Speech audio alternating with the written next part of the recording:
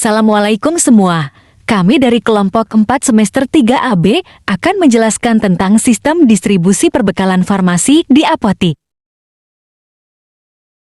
Berikut anggota kami, Ade Arman, Daenar, Melkia, Naya, Niko, Reza, Rina, Cindy, Tasya, dan Wanda.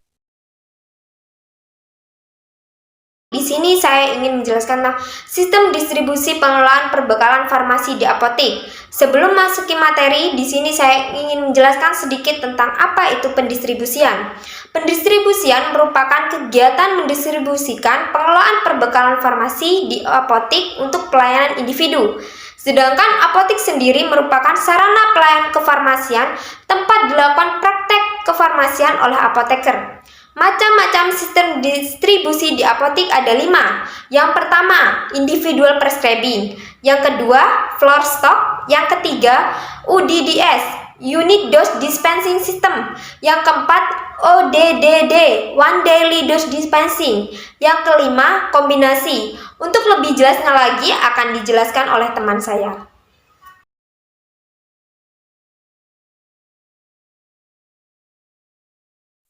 Baik, saya akan penjelasan tentang individual prescription atau individual prescribing.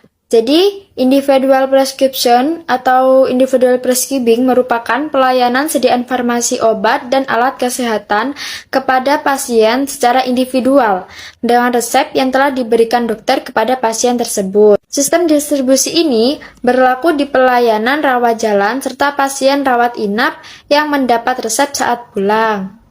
Setelah apotik menerima resep dan mengecek kelengkapannya, petugas menghitung harga obat dan meminta persetujuan pasien. Petugas kemudian menyiapkan dan memberikan obat tersebut dengan memberikan penjelasan penggunaan obat serta informasi yang berkaitan dengan obat. Alur pelayanan obat dan alat kesehatan sistem individual prescription dapat dilihat atau akan dijelaskan oleh teman saya berikutnya. Akan menjelaskan tentang alur pelayanan obat dan alkes sistem individual prescription. Yang pertama yaitu resep yang telah ditulis oleh dokter diberikan kepada apotek rawat inap melalui perawat. Setelah sampai pada apotek rawat inap, petugas mengentri data status pasien. Setelah itu, petugas meracik obat dan untuk sediaan parenteral diberikan kepada perawat terlebih dahulu, lalu diberikan kepada pasien. Untuk sediaan oral bisa diberikan kepada pasien secara langsung.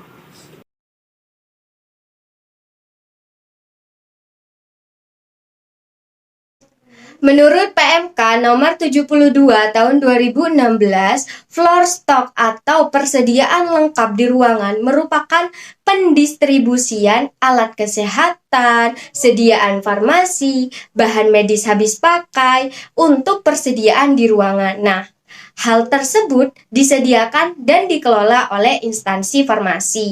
Jadi, floor stock adalah obat yang disiapkan oleh bagian farmasi untuk diletakkan di ruang perawatan.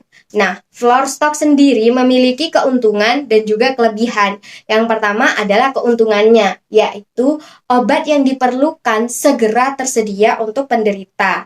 Yang kedua, pengembalian obat yang tidak terpakai ke IFRS dapat minimalisir atau diminimalisir. Nah, yang ketiga, penyalinan kembali order obat dapat diminimalisir. Yang keempat, jumlah perawat IFRS yang diperlukan lebih efisien atau efisien. Berikut adalah kekurangannya. Yang pertama, potensi kesalahan obat itu tinggi. Yang kedua, resiko pencurian. Yang ketiga, banyaknya obat rusak. Dan juga yang keempat, penyampaian dan pemberian dilakukan oleh pasien.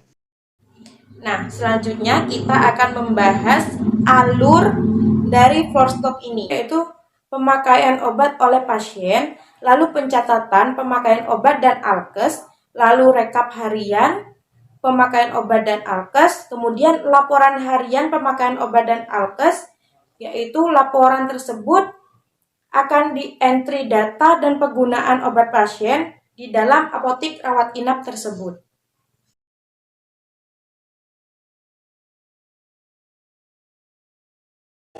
Baik, di sini saya akan menjelaskan mengenai sistem pemberian obat dengan metode UDDS atau Unit Dose Dispensing System, di mana metode ini biasanya digunakan untuk pasien rawat inap.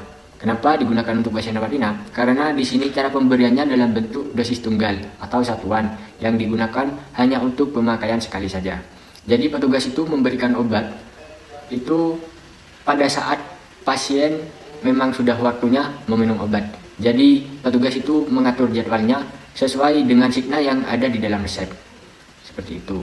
Untuk keuntungan yang ada di metode ini, yang pertama itu biaya yang dikeluarkan oleh pasien itu bisa lebih sedikit karena pasien hanya membayar obat yang diminum saja. Terus yang kedua itu pasien bisa lebih patuh dalam meminum obat.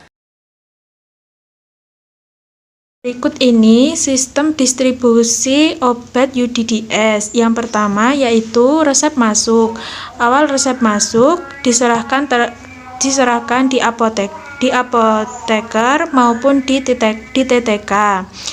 Kemudian dilakukan pengentrian data obat pasien, dilakukan peracikan obat, lalu obat setelah diracik diserahkan ke pasien. Di sini saya akan menjelaskan tentang apa itu One Day Dose Dispensing atau bisa disingkat dengan OD3. Sistem ini dilakukan oleh instalasi farmasi pada pasien rawat inap yang dikemas atau disiapkan dalam dosis tunggal untuk pemakaian sehari atau 24 jam. Kelebihan dari sistem ini adalah pasien lebih mudah mendapatkan obat, menghindari pemberian obat double, dan pasien membayarkan obat yang diminum saja. Sedangkan pelayanan yang diberikan lebih berorientasi pada pasien, menurunkan biaya obat, dan mengurangi medical error serta pengelola stok obat secara sentralisasi, sehingga pengendalian obat bisa ditingkatkan. Namun, sistem ini mempunyai kelemahan yaitu membutuhkan sumber daya manusia lebih banyak, beban lebih berat, dan penulisan permintaan obat berulang-ulang.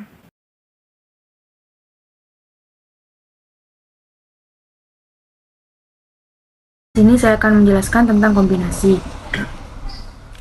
Pada sistem ini, dispensing terutama dilakukan berdasarkan atau resep individual atau sistem pesanan obat dikombinasikan dengan floor stock dalam jumlah terbatas.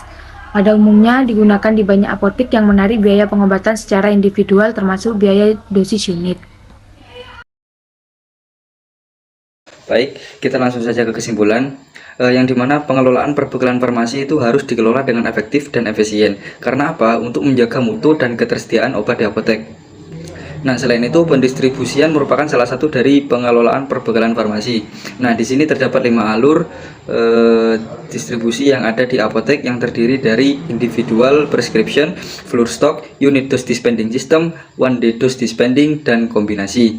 Mungkin cukup sekian presentasi dari kelompok kami. Apabila ada kesalahan itu datangnya dari kelompok kami, dan apabila ada kelebihan itu datangnya dari Allah Subhanahu wa taala. Baik, saya selaku perwakilan kelompok ingin mengakhiri wallahu wafiq ila aqwamit thoriq. Wassalamualaikum warahmatullahi wabarakatuh.